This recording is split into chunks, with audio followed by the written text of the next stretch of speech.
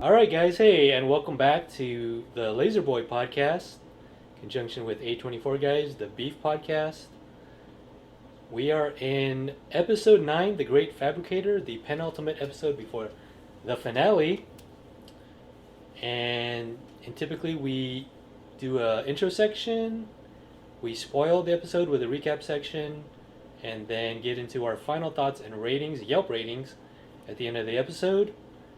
So with that, I am your host, the Laser Boy, Joseph Ngo, here with, as usual, the great Edwin Lee, my co-host. How you doing, Edwin? Fantastic. How are you doing, Joseph? Very well, very well. Thank you so much. I'm very excited to wrap this up with you. It's been a long journey, but we are here at the final 2 episodes. How do you feel so far? Feels good. I like it when shows have a definite end and it feels like everything's coming together. Right. That there's going to be like a final reckoning. Mm-hmm. So I like it. Yeah, we both saw it already, and it'll be interesting to see what we thought about our revisit here on the final 2 episodes. I'm excited to hear what your thoughts are on that. So before we get started, please look at our past episodes on thelaserboy.wordpress.com. Type us in on YouTube, The Laserboy with a Z. And if you want to email us with comments or questions, email us at thelaserboyblogger@gmail.com. Again, that's a laserboy with a Z. So before we get into our recap, we have a small news segment. Just wanted to talk about this article on Yahoo Entertainment. They're talking about whether Steven Yeun can pull an upset and win Best Movie / Limited Actor for his Emmy nomination over Evan Peters. Evan Peters is in the running for his performance as Jeffrey Dahmer from the limited series Monster, the Jeffrey Dahmer story. I believe from blanking on the name, but those Glee guys, the American Horror Story guys, do you remember their name? Ryan something? Ryan Murphy, yes, thank you. So him and Evan Peters, those guys like love working with each other. But apparently, Jeffrey Dahmer, or the Dahmer series, has been a huge commercial hit for Netflix, but it has been very polarizing for critics and audiences, currently holding a 57% freshness rating on Rotten Tomatoes. Meanwhile, Beef, widespread acclaim with a 98% freshness rating. What do you think about, Steven Yeun's chances over Evan Peters here, Edwin? I haven't seen Dahmer, so it'd be hard to say, hard to compare, but I'm rooting for Steven. I think he did a fantastic job. Yeah. So hopefully he can pull it out. Yeah, we are a beef podcast, so it'd be weird if one of us was rooting for Evan Peters.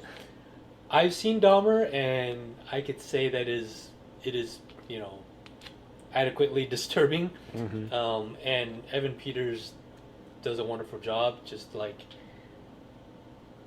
being kind of a weird introvert / serial killer. Very much internalizes things, and it's hard to do that, and perform well, but I think he does a fantastic job. So it's tough for me. Steven Yeun, I think in terms of screen time, Evan Peters has more to do. Obviously, it's his show. He's Beef is more of an ensemble cast, but Steven Yeun has a lot to do as well. It's not like he's not doing anything. Right. You know what I mean? He's like he's top billed with Ali Wong. So, but I gotta give the edge to Steven Yeun just because it's something different. Something we haven't seen from, portraying trauma passed down, and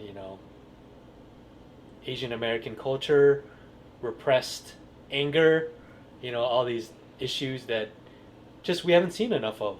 So for that reason alone, I hope he takes it. But we will see what happens, and if there's an Emmy ceremony at all, with the strike going on right now.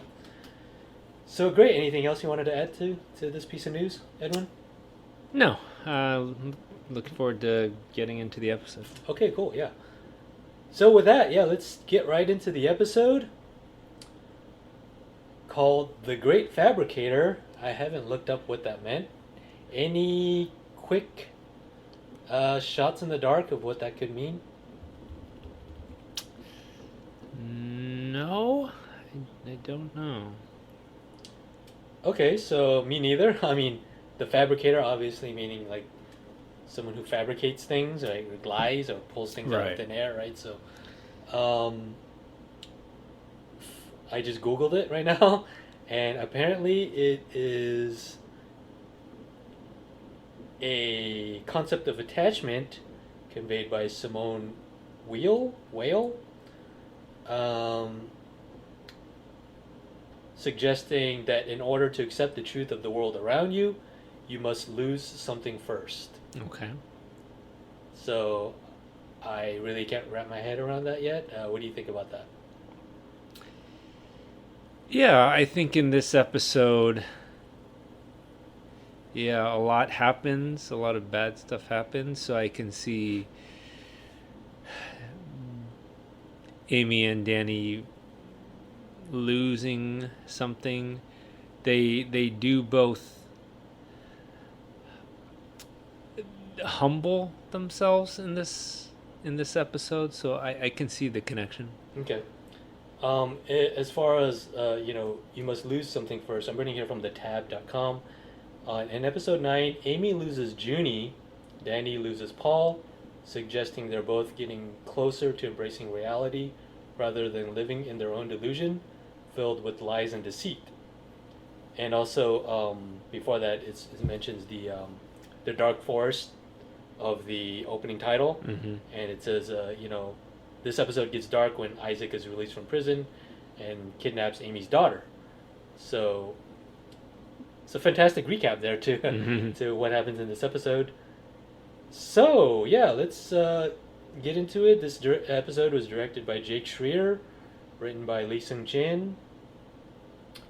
And yeah, let's get right into the recap. It starts with Isaac in prison, talking about he has 7 days to murder his cousin, something like that, right? 7 years to plan his cousin's death, because he's in jail for that long a time. He's talking to his cellmate who's just like tired of his crap already. He's like, Filipinos are gonna kill me. He's just ranting on and on, right? What do you think of the scene? Yeah, it's got some humor in it, and then all of Isaac's planning really is in vain, because he finds out that he's free. Yeah. But yeah, I thought there was a lot of humor packed in that short little scene. Right, yeah. In keeping with its dark humor, he's just pretty much like spilling his soul to his cellmate, Right. saying what he's gonna do, and then boom, you're free to go. Free to go. For real? Why? Phone call came in. Some lady said it was your cousin driving, not you. He's gonna kill his cousin. He's got Nutter Butters behind his back. And before he leaves, the cellmate's like, he's gonna murder his cousin. He's like, he's got Nutter Butters behind his back. So they're both kind of ratting each other out in that little There's no instance loyalty. there, yeah. And then even the security guard is like, all right, give me the Nutters. That was hilarious. And then boom, smash cut to the Great Fabricator title credits there. And we get into a meeting with Jordan and Amy. Jordan's sitting on the Tamago. She bought it, and to sit on it, apparently. You see, George didn't mean to sell the Tamago. It's a pretty good chair. Amy's, when we last left off with Amy, it was the flashback episode, right? And I believe that is where George confronts Danny with a gun, and he drives off with Junie in the back seat. And Amy. Amy. What happened to Amy? Well, Amy at the last episode, she wanted to tell the truth and be open and honest about everything, and so she's continuing to do that with Jordan, and so she Okay. so George knew the full story of her Right. affair and all that. She confesses to George, and Yeah. George says he wants a divorce, right? Right. And then Amy offers him the house because she just wants to see June, and she says, "I'm a bad person." I think that was actually chronologically where we saw Amy last, because the rest of the episode was dedicated to Danny, Right. and his flashbacks, which I had a problem with, but you can go back to that episode to hear why I had a problem with that. All right, so she's pretty much in that same mindset. She's telling the truth to Jordan, and Jordan is just this kind of reaffirms Jordan's character, that she's not a very thoughtful, sympathetic person. Right. She's not interested in whatever Amy has to say. Right. Like, Amy's like, bearing her heart and soul to her, but she's just like, I'm not interested. I don't think it's a big deal. Yeah. Amy's trying to buy back the Tamago for George, and she's like, I'll give you as much money as you want. She's like, does it look like I need money, kind of thing. And apparently Naomi's living there with they're engaged at this point, I believe. And I thought it was funny when Jordan said she's so attentive. Is that a cultural thing? And Amy's like, no, it's not a cultural thing. Again, shows the condescension of Jordan and how she treats Asian Americans. And yeah, poor Naomi. Naomi's just like bringing them tea with honey in it. She gets a call from George. Is everything okay? He took June. Danny took her. I can't find her. Wait, what? He came in and knocked me out, and when I woke up, she was gone. That piece of shit took her in his truck. And that kicks off this very frantic episode, don't you think? It's one of the most so much exciting episodes. I think it's very ever. stressful. Yeah. He came in and knocked me out. When I woke up, she was gone, and pretty much sets things off. George calls the police, and Danny, cut to Danny. Paul's eating ramen, checking his shit coins. Thank God you took my passwords. And he's very surprised that Danny brings home June and Luca, I believe. And he's got no time to explain. He's got to pack. Yeah, Danny's definitely in a panic. He's just, in a bad situation. I think this whole episode does a good job of kind of increasing the tension level throughout. Yeah. But I love this scene too, because it shows how, he's not a complete villain, Danny. He has some sadistic tendencies when it comes to his feud, his beef, the titular beef with Amy. But he didn't want to leave her on the side out of the road because he didn't want anything to happen to her, and he couldn't come back because there was the cops there. So he just took her just to be on the safe side. He'll just call her. He tells Paul to call Amy to come pick her up, pretty much. And he's going to flee to Mexico. He's packing his bags. And but before that, it won't end well for him, because Michael and Bobby come knocking real hard there. And of course, Paul opens it up and gets knocked out by Isaac. And of course, no, actually, sorry, he knocks out Danny. Yeah, Danny opens the door. Yeah, because he's still mad about him, mad at Danny about him, turning him in for the whole road rage incident, which he which in and of itself he wouldn't get the time, but is because he had the priors and because of all the stolen stuff in the car, right? So, did I remember that correctly? Yeah. So yeah, this is very, high stakes. Isaac's out of prison, ramping it up, kind of like you said, ramping up the tension, and it further intensified by Isaac. He says the Filipinos, if he goes back to prison, the Filipinos are gonna kill him, so he can't even go back to prison. He wants his money back. He wants to leave too, so stakes are high for him as well. Danny's just trying to leave, right, because of this kidnapping incident and because of the assault charge that potentially could happen if he turns himself in for assaulting George. All the Amber Alerts go off. And then, yeah, Isaac realizes, oh, I can make some money off of this. Yeah, exactly. So yeah, I believe Amy's in the middle of a call with the police and giving them like the pertinent information, and then she gets a call from Isaac. She thinks it's Danny, and Isaac proceeds to blackmail her for June for $500,000. Your daughter's safe. She's ready to be picked up. Oh my God. Thank you. $500,000 cash, no cops, no husband.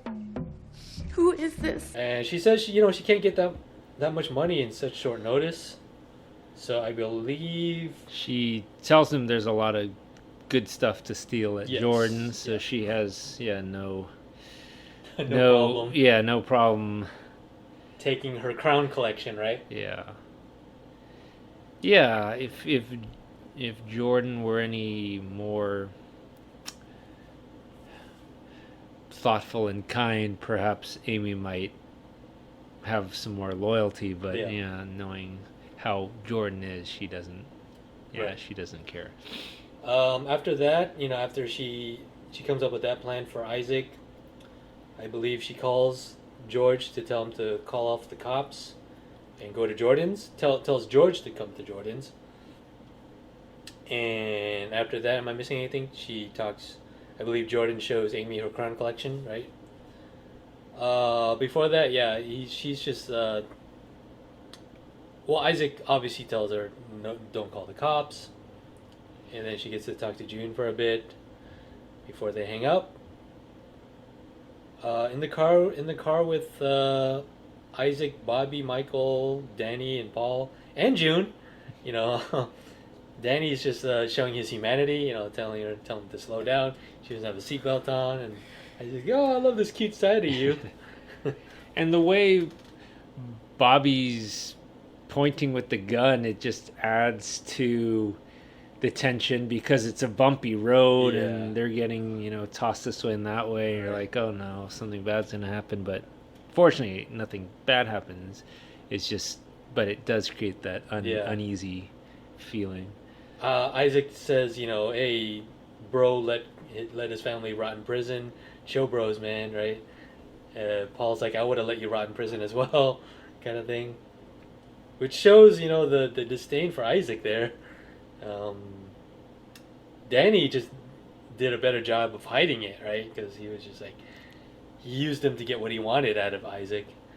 And then just kind of, he didn't, I'm going to use the Breaking Bad analogy again. He didn't go full Heisenberg on Isaac. Heisenberg would have probably like inadvertently murdered him to get him out of the way, or like scienced his way into like getting him out of the picture. But he just like, excuse my language, but he kind of pussied out, right? And he called the cops on him. And then of course, what do you think would happen? It would backfire someday, right? So he didn't really man up, so to speak. Well, I think throughout this whole series, people do things, for whatever reason, without thinking of the long-term consequences. They just do things to get whatever immediate purpose, to achieve whatever immediate purpose. But like you said, Danny does what he does, but not understanding, well, there's going to be some some consequence for ramifications. yeah. Before the crown collection that Jordan shows Amy, I like the conversation she has with George on the phone. Okay. You did the right thing. Let's do exactly what they say and get her back safely. Thank you. I love you. I love you too. Do you think that was a real, like, sincere "I love you," or is it just like "I'll love you for now," but just to get through this situation? That's a good question. I think it was genuine because he didn't have to. And I think what the creators were trying to show was when something brings two people who are in conflict together, they can, like you said, get on the same page. And so it was all about June's safety. So that's the one thing, maybe the only thing at that point that could bring Amy and George together. Yeah. And within that, there was a scene with Paul and Danny doing the same thing, because Paul and Danny, they had lots of conflict throughout the entire season. Yeah.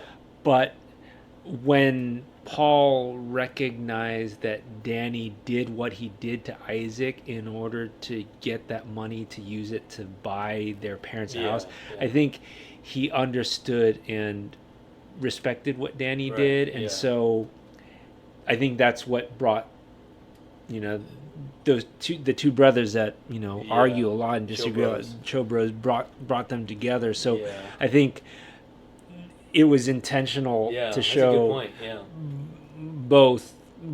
both groups kind of coming together. Yeah, in such high tension situations, right? Yeah. In such a dire emergency situation, and I'm glad you mentioned that. Danny confirms to Paul that he stole Isaac's money for the parents' house, because even though I was never really in doubt for me, just given how bad of a construction guy Danny was, but it's nice to get actual verbal confirmation, right? So Jordan shows Amy her crown collection. I think this is kind of like she's like what do you call it, shooting her shot here, like making a move on her. And then, even when she could tell Amy's like in some kind of conflicted emotional state, and then when they have like this kind of heart to heart, she says divorce is tough, and says everything fades, but that's why people, things, experiences, but that's why you reach out and grab something else. That's what's so fun about life. You grab what you can, which is what she says exactly. Which is very, 1%er rich people problems way of thinking, right? It just get the next thing. It justifies their greed. It justifies their acquiring more than their fair share. Yeah. When Jordan says everything fades, do you think that's a callback to what Amy says to Paul? Because Amy, this was like up in the hotel room after they hooked up. She used the same phrase. Yeah. I wonder where the original idea originated from. I wanted to use some. I believe it's. In terms of between Amy and Jordan, like did Amy get it from Jordan or Jordan got it from Amy? Right, but they use it I think they use it in very different contexts. Like, for Jordan, it's like,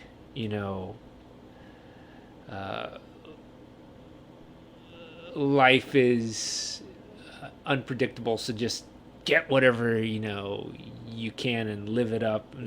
Whereas I think Amy's use of that phrase was more depressing in a way, whereas like more kind of like, I don't know if nihilistic's the best, like more existential, like emotional. It's like none of this matters. Sure. And it's funny when she says that to her, and then Naomi enters, because it's like she's in the middle of an engagement with Naomi, and she says everything fades, and she's already onto her next Yeah. like conquest. Like, Yeah. what does that say about her? You know, right in front of this person who's not. I guess it's already. Maybe she's hedging her bets. Like she's like, hey, I already got my next thing in case this one, when this one fades, Right. meaning my Naomi. Right. And then you can see even the look on Naomi. She's like, oh God, like, Yeah. what am I even doing here? You know. And all the while Amy has the Marge Simpson on, which I thought it was pretty absurd visual, but Well, it's funny that Amy makes a pop culture reference of Marge Simpson, Yeah. and Jordan gets it, but then earlier, Amy mentions Beanie Babies, Oh, right, yeah. and Jordan has no clue. yeah, that's like the proletariat collector's item or something. She had no idea what that is because she's too bougie for that, I guess. Yeah, in the middle of the tour, you know, Naomi, they get a knock. Let's all just stay calm and do exactly what they say. Give me your fucking phone! No, but where's my fucking phone? Everything over 10K in this house goes in these bags. That's everything in this house. Then we're gonna need more bags. But yeah, it's interesting that Jordan thinks that all of this has to do with her brother Right, being yeah, mad yeah. because 'Cause he she lost. stole- Yeah. she's pretty much And then sideswiped. Jordan says, well, he can have her back, shows how fleeting her loyalties Right, are. yeah. And then meanwhile in the car they're playing, you know, Pop Goes the Weasel. And it's so fun, Judy's so cute. She's like, again. And, you know, they're telling her to close her eyes so pretty much Paul can asphyxiate Bobby there. Yeah, I thought that was a hilarious scene. Yeah, it was really cute. And then she's like, oh, Bobby's napping. He go night-night. Anyway, yeah, that was cute. And we go back to they escape the car, and I believe Paul and Danny are, you know, they want to go. They want to leave, I believe. And we cut back into the home invasion. They're lining up all the crowns in the Goyard bags, as Naomi got it for them. And then you hear the sirens. Wait, are those sirens? What the fuck? Fuck! You promised you wouldn't call the cops! I didn't, I You swear. don't call the cops! I didn't! Where's my daughter? Oh my god, she fucking knows them. Did you tell your husband? Amy, what's going on? And the show's over, you know, pretty much. They're calling Bobby, he won't answer. Who do you think called the cops? I think it was either George. It's probably George, right? Probably. No, or it could have been Danny or Paul. No, why would it be them? Yeah, It's probably George, I right? think it's George. Yeah, Yeah, because Amy called him to come there, and then he probably was already had a line with the cops at that point. So, yeah, it's not confirmed. I don't think, but I don't think it really even matters. Yeah, it was interesting when the police sirens are sounding. Everything's starting to go haywire. And like you said, Naomi sees that Amy knows them and they know Amy. And then she says to Jordan, "This is who you want to leave me for." So Right, yeah, she already Naomi knew about it. already Yeah, was she's a smart sensing woman. the She's a vibes. smart person. And then Isaac's starting to panic, and Jordan is not cowering. She's actually like needling him and, Right. and instigating. Have you ever heard of Zugzwang? Which is, I believe, she mentions it. Or he's like, "What the fuck are you going on with?" And she says, "It's the point in chance where you have to make a move when you know you're gonna lose." So, but every move is a loss. And then Which that's is a fun. funny line right there where Isaac's like, "Why do you hang out with her?" Meaning, Jordan, you know you're Asian, right? Right. Well, obviously, so she can close the deal on Koyo House. How dare you? Anyway, yeah. So, wait, how did they get Danny and Paul back in there? Because did I miss something? Well, Oh no, right. Yeah, Michael comes to check on Bobby. yeah. And that's where he pulls a gun on him and rounds him up inside. And before that, Danny locks Junie in the van for her safety. And it's funny. I was like, "Oh, you're gonna be okay here by yourself?" She's like, "No, I got Luca." And they were looking to hotwire a car and get out of there. The Hummer. Yeah. And Paul said that there's another road out. But before that, Michael runs him up and brings him inside.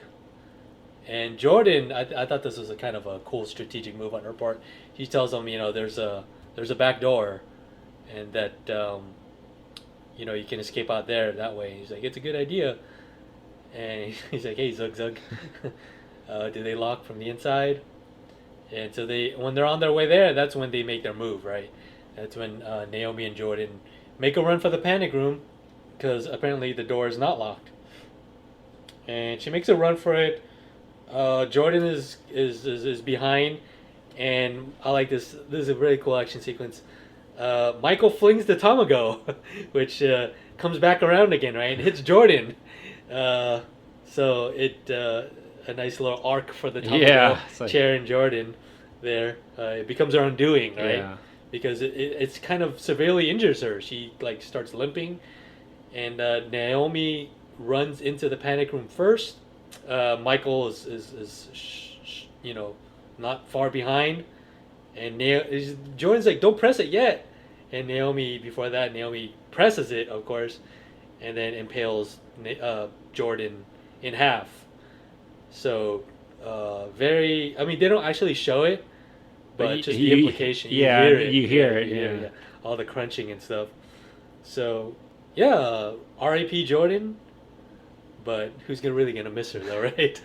I think she was a pretty despicable human being. So the house is gassed by the security system.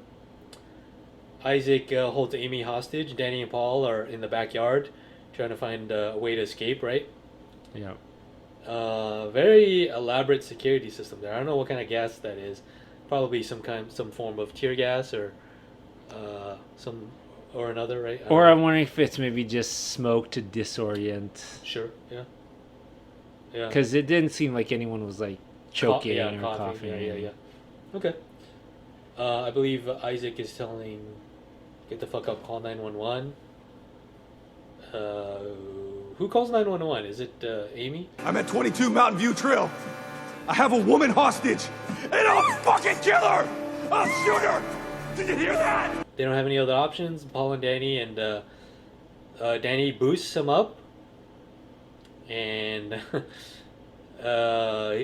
Danny doesn't have the hops enough to to grab his hand, so he's stuck down there. He tells him to leave. He's tell him I think this is where not yet. Before this is after we see Isaac. But at this point, you could tell, it's pretty much over for Danny. He's stuck there. Yeah, and this moment is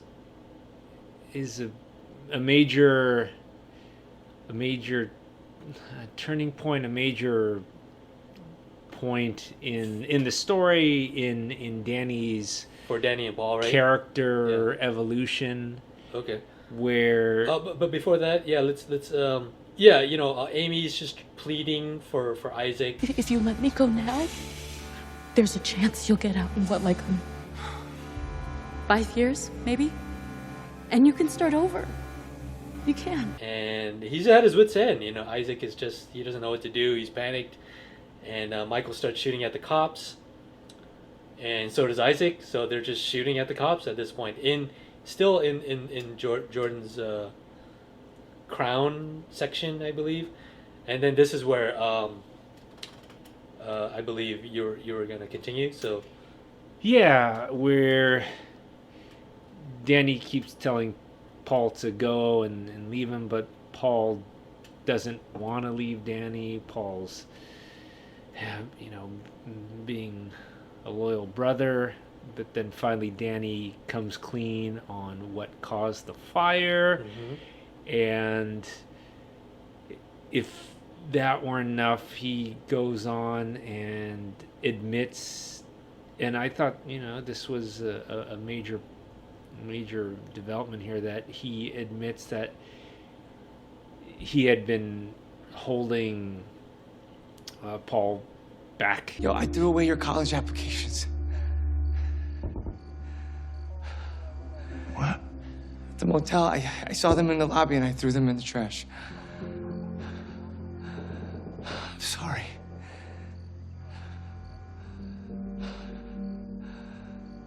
I just wanted us to be the same. Tells Paul, you just got to get away from me. When he said that, I in my head I heard the offspring, "Gotta get away from me," but that would have been too obvious. Sorry to cut you off. Oh, there. no problem. And yeah, both characters are coming to this, I don't know, sense of clarity, enlightenment, where Yeah. they're being honest about themselves and Yeah. honest with other people, and they're like, yeah, I'm no good, you gotta just get away from me. And then you could see Danny kind of struggling, like he doesn't want to, but he's probably really hurt by hearing about all of this stuff from the past. And so, You mean Paul? Yeah, sorry, Paul. Yeah. And so, yeah, Paul eventually does leave Danny. Yeah. And then you hear a "Hey, you, freeze!" and then 2 shots. Very ambiguous. You know, we think Paul's got.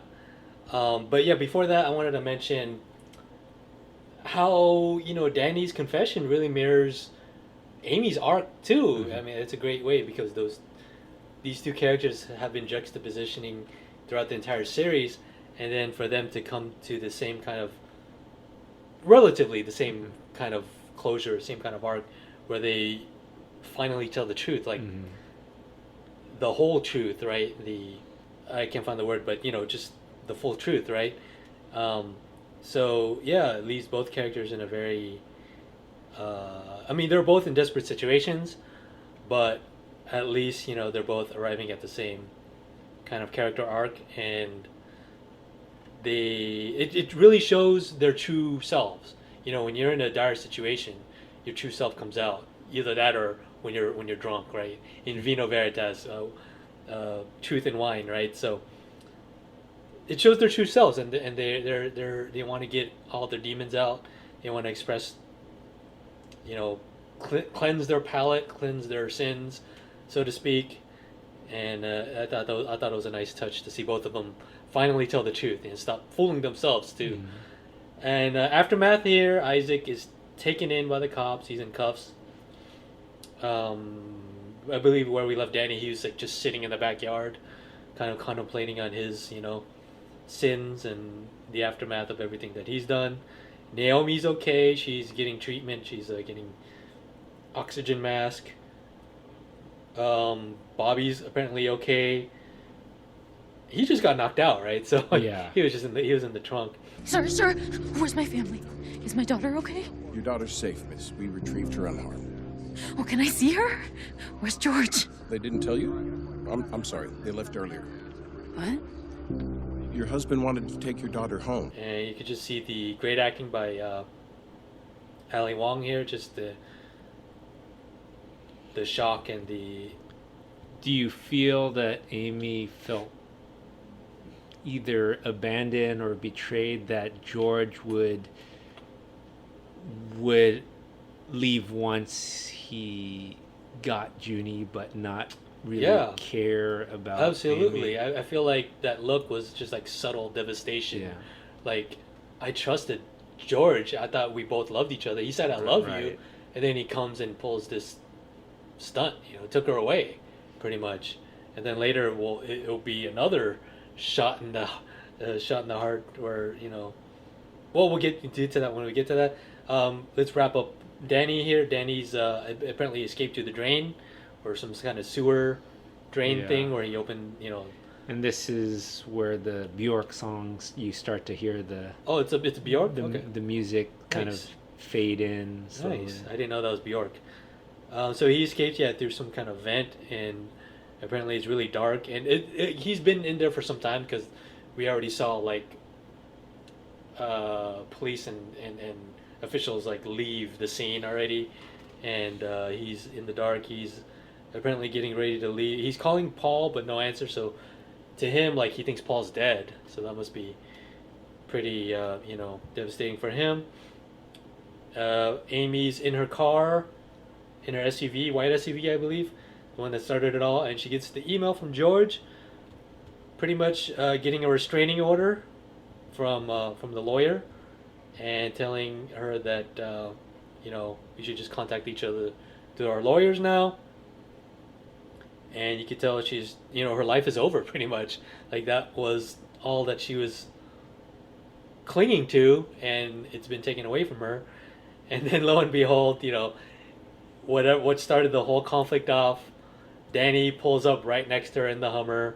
I don't know what he was thinking, but I guess it's good narrative symmetry that they both end up at this moment in time. I was about to say motherfucker because I saw the word there. But he doesn't do anything necessarily to like antagonize her. Yeah. He just speeds off, but after everything that happened, Amy's pretty much lost everything.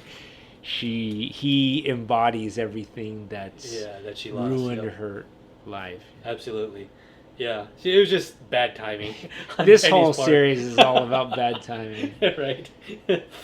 So yeah, she's calling the police, telling him about Danny. The suspect is getting away, and it's at nighttime and it's up in the canyon somewhere. So, I don't even know how they were gonna get out of the situation, and of course they're ramming each other. I believe at one point, Danny gives her the finger, just a nice bookend for what she did to him, right? And to him, he's pissed too. Like, you potentially killed my brother, right? So either way you look at it, they're both a bit justified with their anger right here. The Bjork song continues, intensifies, so to speak, and they both drive off a cliff, and that's the end of the episode. Cut to black, smash to end credits, and I thought that was a... Oh yeah, and of course we pull back and see the crows, right? Which and the crows see what just happened. Yeah, what transpired, and that's the end of the episode, directed by Jake Schreier. All right, yeah, it's really, if this were week to week episode, I'd be like, no, like what happened to them? But of course, it's Netflix, it all dropped, and we know what happens next. But all right, so that is the end of our recap section. What an exciting way to end the episode. I think is one of my favorite episodes, but I'd love to hear what your final thoughts are and your Yelp rating. Yeah, it was one of my favorite episodes just because so much happens and everything just goes crazy. And it really maintains that frenetic, chaotic tone throughout the whole episode. So I really enjoyed it for that. My Yelp rating was a 4.5. Okay. Very nice. How about yours? yours? Very well. Your feelings?